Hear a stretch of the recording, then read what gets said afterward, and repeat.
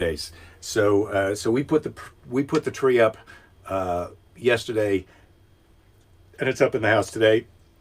Maybe I'll take a picture of that and put it on the chat. As I said, Jen's here. Already wished Sue a happy birthday on her Facebook page. Jen, you are some kind of fabulous. Thank you for that. Rich, greetings. Brad, yes, thrilling Thursday. Thrilling Thursday is absolutely right. You're happy it's Thursday? I guess I'm happy it's Thursday too. Bob, greetings. Hello. And salutations to you, Andrew, and Scott. Many greetings and welcome aboard. So I've been in for my C-dip. My friend Gary came over. Gary Peterson, funny comedian. He was on my Thanksgiving show. I guess it was 3 years ago when I first met Russell Peters, and he and I have known each other for a while since we did this comedy festival in Iowa. He came over today. He's helped me sell a couple of bicycles, older bicycles that I had, and this one that he sold today on the Facebook Marketplace. Unbelievable that he was able to get someone interested at all. I mean, it was a fine bike, but it needed a little bit of work. So he was able to help that. Yes, that's Stimpy Santa, and Ren is the reindeer. Absolutely. So those are their little season's greetings. These, again, fall into the category of Christmas decorations that I've saved since I got them as gifts when Ren and Stimpy were on television. And and they've never been allowed in the house, ever. Belinda's not allowed them in the house. They used to be in my house prior to the days before Belinda, but not anymore. But they're here now. Phil, greetings. Welcome aboard. Everybody's wishing Sue a happy birthday. I'm happy about that. Happy birthday from Stephanie too, Brad is saying. Yes, I'm loving that I've got this hockey sweater, Andrew. As a matter of fact, this is from this company called Geeky Jerseys, and it's meant to be a spoof on The Big Lebowski. It says Abide on the front, and on the back it says The Dude, and I got 82 on there because that's the year I started stand-up comedy. But the Geeky Jerseys, they sell hockey sweaters, as they are legitimately called, but they call them jerseys, Geeky Jerseys. And they've got some great ones. They've got a Santa one that's pretty terrific. And I'm waiting for the Cthulhu jersey to come back. They've got a green and blue one that I'm particularly enamored of. But the sizing is a bit weird. This is a size large, and I think that I could have even gone with a medium, which if I order another one from them. And they're nice polyester. They're a nice polyester. Warm in winter and sweltering hot in summer. So that's what I've got on for today. And I realized I hadn't been wearing this, and I thought it was such a cool thing when I bought it, and then I realized I've worn it about 3 times, and that's how many times am I going to wear the Cthulhu sweater? I don't know, but I am enjoying wearing it today, and I think it's going to be in the rotation now for the duration of the pandemic. Certainly. Where are we here? Would there be anything in my office that would be allowed in the house? David, well, me. I am one of the few things that is in the office that would be allowed in the house. There have been things that are here that at one point did have a residency in the house. This lamp over here used to be Belinda's lamp. She loved that. There's another lamp over there that she refused to let me bring in the house, and then she came in here and saw it and said, "Oh, that's pretty nice. How come we don't have that in the house?" So it's like, because you vetoed that already one time. Yes, I see you got Flavia. You're looking at the Geeky Jerseys right now. They're quite great. I didn't ever get the Metallica hockey jersey, Jen. It was a little priced OTT for me, so I didn't pick that up. But I did look at them online after we had that conversation. Hockey jerseys are supposed to be big, Joan. Yes, you're right, but that's how it is. Yes, and so there, Flavia, you put in the link for the new one. It says Lebowski on the back, and it's got a different logo. I like this one, a little more subtle, just says Abide on the front.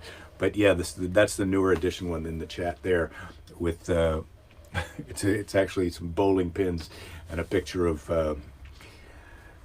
what's his name? Fabulous Baker Boys.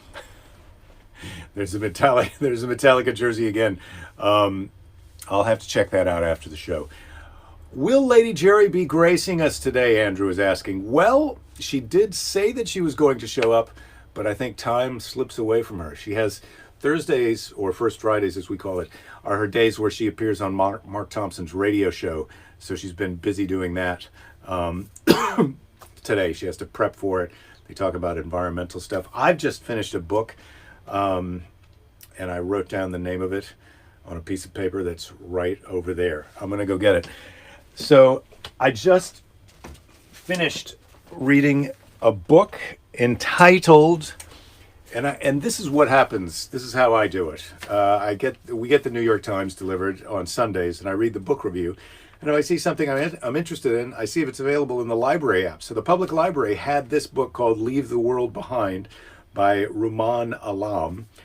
Leave the World Behind, and so it's a recent book, and I checked out the audiobook, just finished it today, really enjoyed it, and there's been some kind of, it's an unlikely group of people that go through sort of a disaster type thing together. If you read the book Station 11, it's not exactly like Station 11, but it's in a similar kind of vein.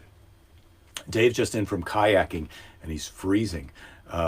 It was 57 degrees in Iowa today, Robinson. It's man, it's not that much warmer than that here in Santa Monica, California. 77 in Dallas. That's stupid. That's still summertime.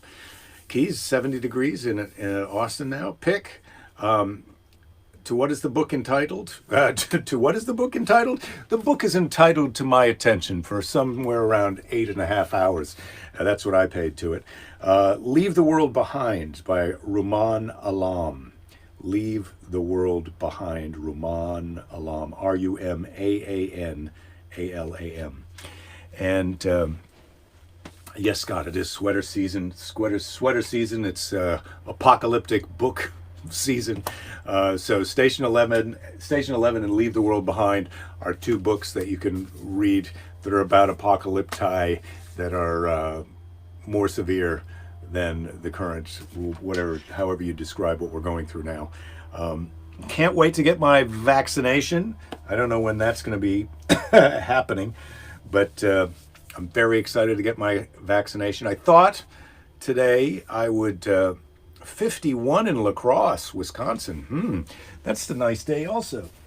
That's a nice day also. So I'm taking the book of questions out of retirement. I'm taking it out of timeout. I'm taking the book of questions out of timeout, and I'm going to entertain a book of questions.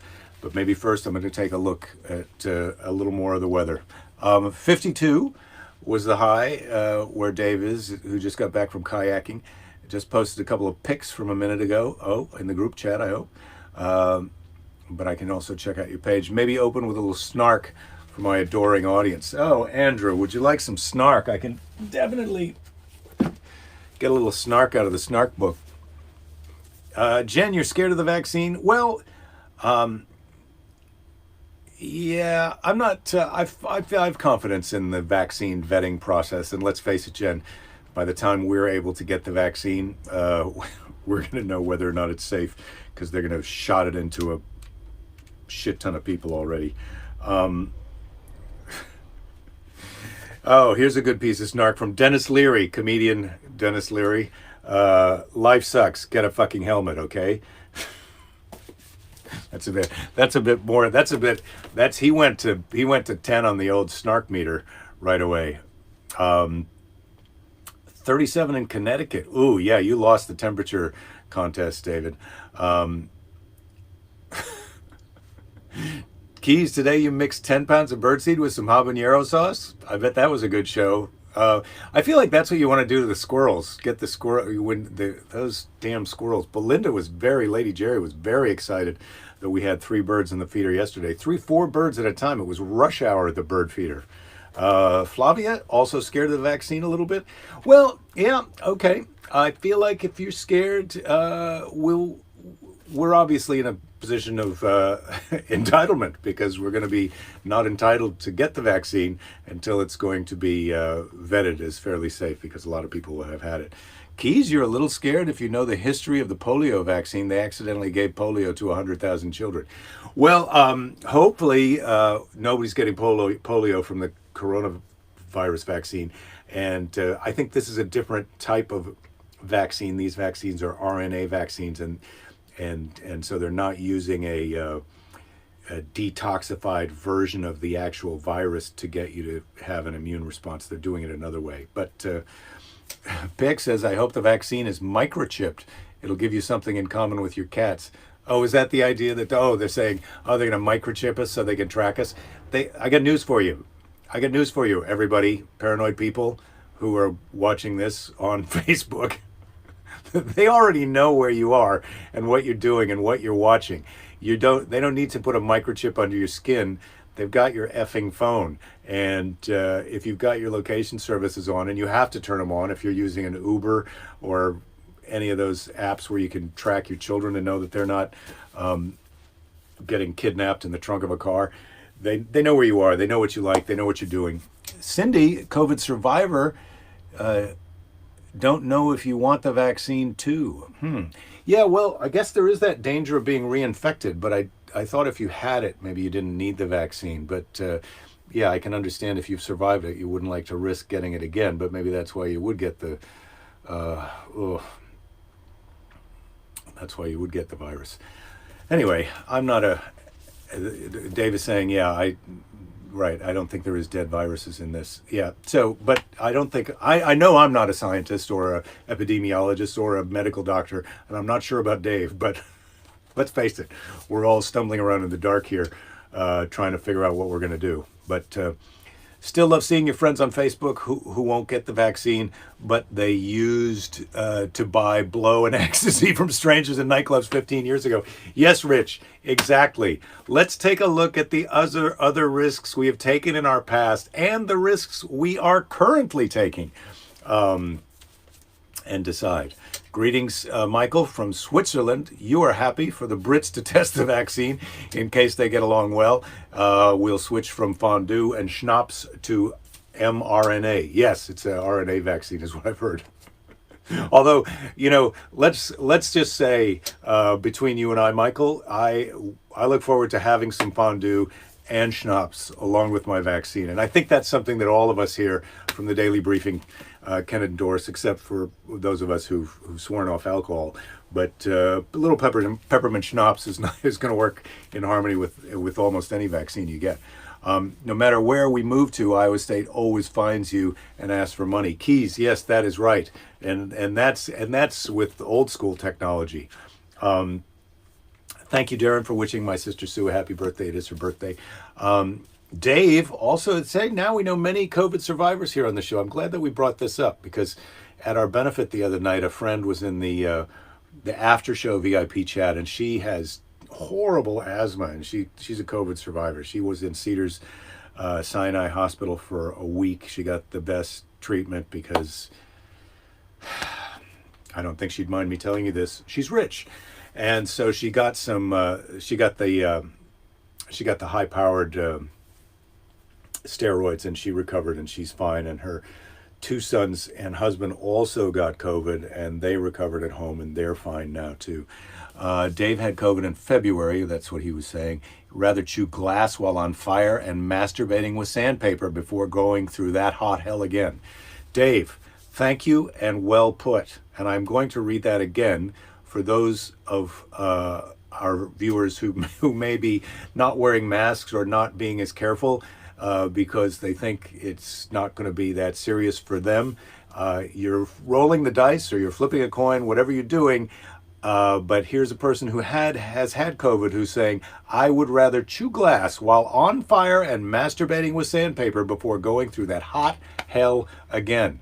I don't even think you can masturbate with sandpaper. I'm just throwing that out there, Dave. I know what you meant, but I feel like you get some sandpaper on your tenderest of tender bits, and yeah, it's a real turnoff. That's all. Unless you're that kind of guy, in which case you would rather masturbate. So do you see what I'm saying? If you're concerned with your privacy, don't have a smartphone in your pocket all day. Yes, Rich, that was my point. Both famous comedic Dennises, Leary and Miller, lead the pack in snark. Yes, I agree with that, Andrew. I'm trying to think of some other Dennis comedians I know. Yeah, if we're on the blow and ecstasy benchmark, Jen, you're getting the vaccine. I'm glad we were able to bring you around.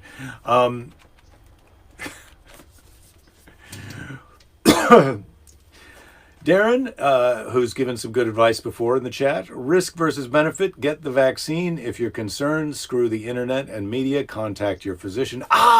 Contacting the old physician, Darren, is that it? You're going to play that card? Oh, calm down and act rationally and speak to your doctor? Well, yes, I forgot. That's what all those TV commercials for drugs tell you to do. Ask your doctor. Ask your doctor.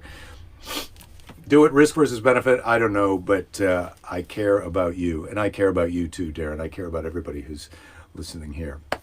Dave, who would rather do all those terrible things than go through COVID again, said he had nothing respiratory but all of the other weird shit. COVID wasn't on the radar yet, and he thought he was dying. Yes, horrible. Cindy had mild to moderate symptoms.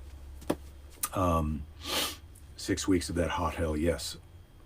Darren tried the sandpaper thing. You're not saying if you endorse or don't recommend, but we'll let you know.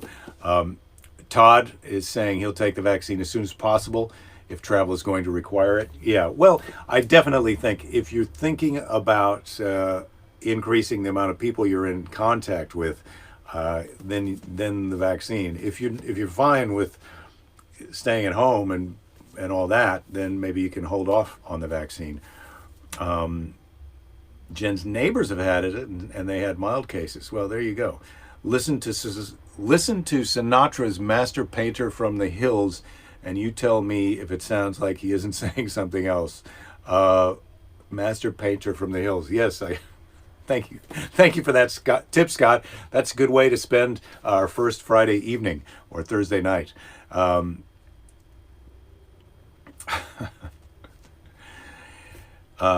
might have even had COVID, Flavia says. You've had colds this year, and that's rare for you. I want an antibody test. I had the antibody test. They see even that, though, can be inconclusive as to whether or not you've actually had it, because sometimes your body can stop making antibodies, but you still might have some immunity anyway.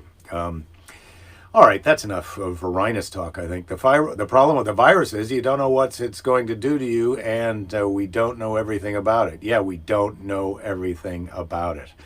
Bob is asking, finally this question, Bob. Is there any risk of the vaccine causing a 4-hour erection? Your wife would rather you die from COVID. Yeah, well, look, let's face it. A 4-hour erection is too much erection. That's a lot. That's too long. It's too long. I think, and that's true of almost everyone except for Sting, maybe. All right.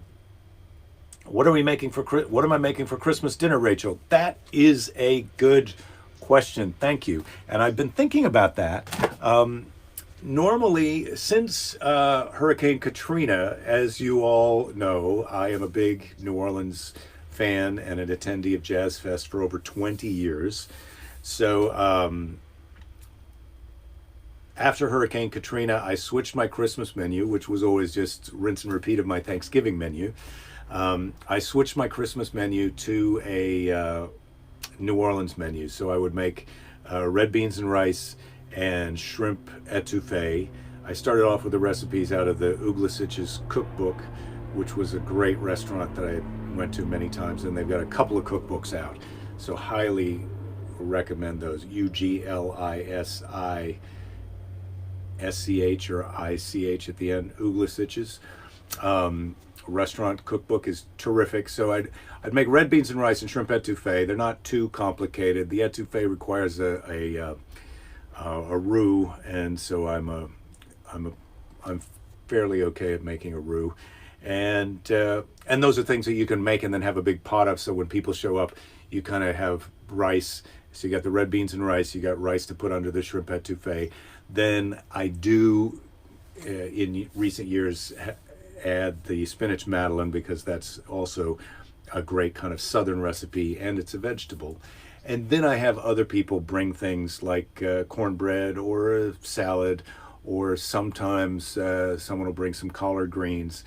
But normally it's that kind of a New Orleans Southern menu for Christmas. And I haven't thought about it this year because it's just going to be us, and we would have maybe 15, well, between 12 and 20 people over for Christmas. And this year it's just going to be the three of us, and probably our four neighbors who are in the same pod. So it's a smaller group, so I can be possibly a little bit more culinarily adventurous, and I'm considering altering the menu but keeping it in that southern tradition. So that's what I'm thinking right now, but I'm not oh god, I'm just scrolling up here. Filet crab cakes and pierogies, can't wait. Oh, that sounds great, Joan.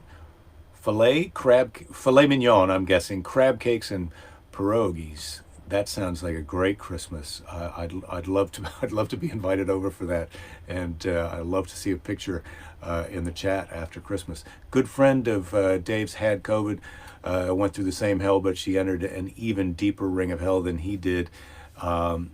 Not to be David Downer, but a friend of his died of it a few days ago. God, I'm sorry to hear that, Dave. Yes, it's horrible. Can't wait to get the birds eat out and watch the squirrels get all pissed off. Keys, if you could shoot some video of that, I would love to see it. I would love to see it. Am I a roux man? Yes, I'm a roux. You have to make the roux. If you're not using a roux to make your gumbos and your etouffees, it's just gutter water. That's what I've heard. I think I need to add beignets for breakfast too, Rachel, but I'm not going to boil hot grease and make homemade donuts. No, thank you. Ever do black beans and rice? I didn't even know that was a thing until Zatarans turned me on to it last year. No, I haven't, Dave. But I believe black beans and rice could be a thing. I do like the red beans. I'm a little Mr. Predicto.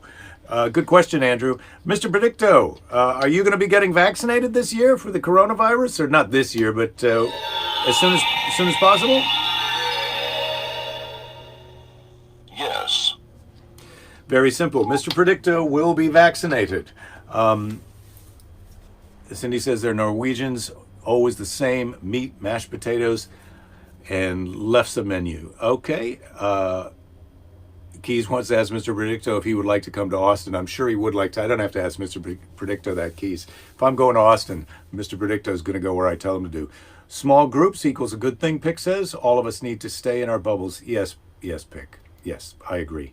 Ooh, Darren, pineapple sour, 1 ounce whiskey, 4 ounce pineapple juice, ½ ounce lemon. Cures the Varinus blues. Yes, well, we all do need a cure for the Varinus blues. I'm a little skeptical of those sweet drinks, because that's how you get the hangover. Jen, I think you and Keys would have a fun time hanging out. Man, my dream would be if we could all get together and hang out, if we could have some kind of a daily briefing reunion after this where we all fly. Maybe I'll do some kind of a Tony Robbins weekend where we all just make food and drink cocktails. And I suppose I'd have to put on a comedy show for that. But I would like that. Oh, God. I'm not even going to ask the book of questions. The book of questions is not going to come out of timeout today because we're having too good of a time. Curbside pickup, Rad. I'm not offering curbside pickup this year, but maybe next year. Dave is suggesting 4 ounces of whiskey as a good cocktail. And I that's more like my kind of cocktail, Dave, when I was really doing it. What's the point of doing it if you're not going to do it? All of us hanging out would be epic, Jen. I would love that. Jake Fest. Yes, it could be the Jake Fest. All right. Well, let's get into the planning stages of that. I'm sorry Ed's not here today because he would have already texted us a venue. But we'll have to think about Jake Fest. Joe Rogan's Comedy Club. Yeah, I'd love that. I'd love that. When's Joe going to be opening his comedy club? Not sure, but it's going to be in Austin, so that's a quick commute for you, Keys. And that means we're all coming to your place for a backyard barbecue. Uma's going to have to throw the soup on. I'll bring a fart machine, and we can get this party started. Yes, Keys. Joe Rogan has moved to Austin. He hasn't opened the comedy club yet, so we're all waiting for that. As we're all waiting for Lady Jerry, who I don't think is going to be in attendance today. Cindy, you're having a COVID survivors happy hour gathering soon. Lots of you, unfortunately, yeah, or fortunately. I think fortunately that you're survivors, not that you got COVID. But of course, that's what you meant. Yeah, he lives in Lake Austin, Brad says. Brad Johnson. The Brads, all the Brads in the house. All right, I feel like that has been good for today. I've had my bike ride. I've had my dip in the ocean. I've had my hangout with all of you lovely people. Oh, you know what I forgot to do is crack this beer because I got this out because I thought it was Friday. That keeps happening to me on Thursday. I keep thinking it's Friday. Ah, delicious. Bob says come in the summer to his place. Backyard is a 90-acre golf course, and he has a liquor license, and he'll groom your cat and possibly sell the fur for you. Okay, so today's Seize the Day is from Nido Kubien. Qubein. Kubien. Finally again, I'm wishing my sister Sioux a happy birthday. If you haven't, it's Sioux. If you wouldn't mind wishing her a happy birthday in the chat, I think she'll watch this later. All right. Nido Kubien. Your present circumstances don't determine where you can go. They merely determine where you start. Easy peasy. I like that one. I really like that one. I'm going to not just draw a mark that we did it, but put a little star thing. So your present circumstances don't determine where you can go. They merely determine where you start. So we're all starting here, and I'll see all of you tomorrow, I hope. Wishing you well. We're just in the very initial brainstorming sessions of Jake Fest. And happy birthday to my sister. Don't give up anyone. There'll be plenty of time to give up later. Take care of yourselves. Take a sip of your Thursday beverage.